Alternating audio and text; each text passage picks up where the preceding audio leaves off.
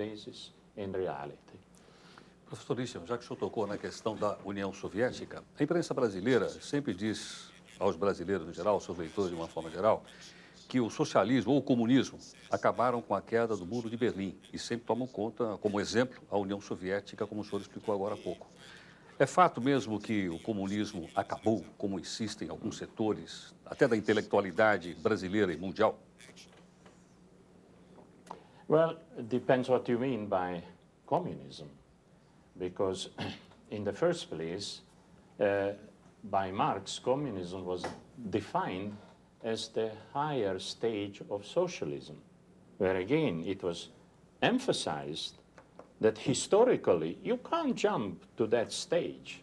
You can't. You have to resolve some enormous fundamental problems of society. Again, this question of transition, how do you get from one type of society, one type of social metabolic reproduction to the other. So they have to be resolved. They have their own conditions, both objective conditions and subjective conditions, because it's not enough to produce material goods. You also have to transform the people.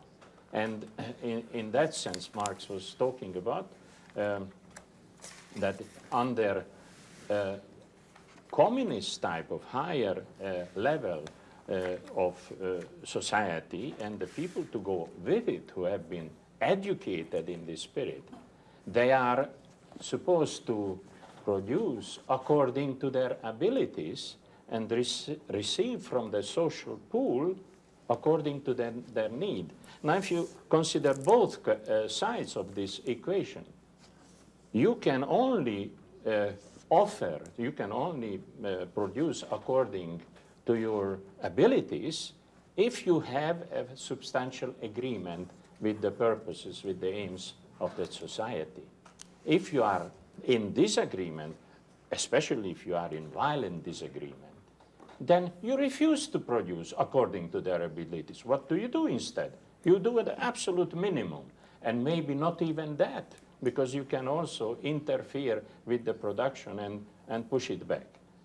And what about the rewarding people according to their need? Well, that's again, who is going to decide what are the needs of the people?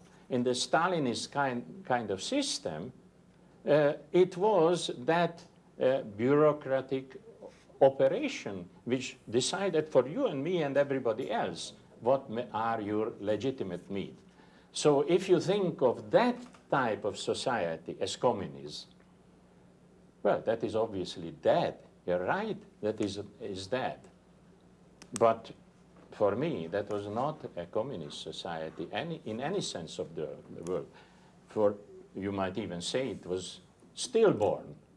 It was born dead, if you like, already, because of those historical and other constraints. And to refer it to the collapse of the Soviet system, which is also a historical reality, it's a fact.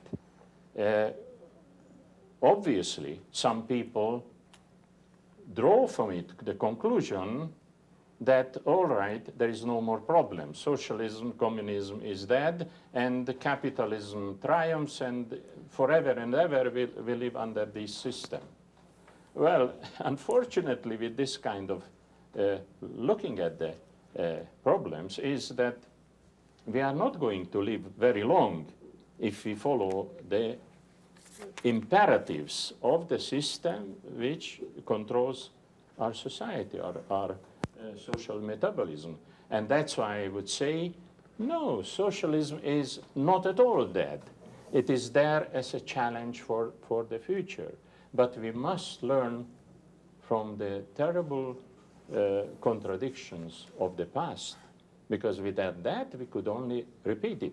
The reason why I spent 25 years of my life writing this book is primarily with regard to the future, because I'm convinced that the problems will arise again for the future.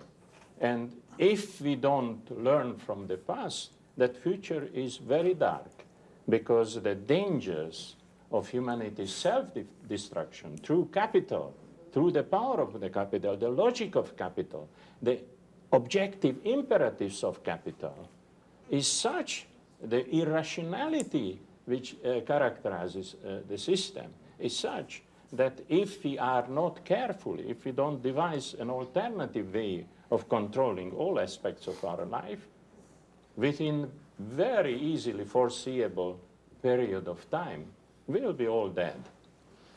Professor Veloso, sua pergunta, professor.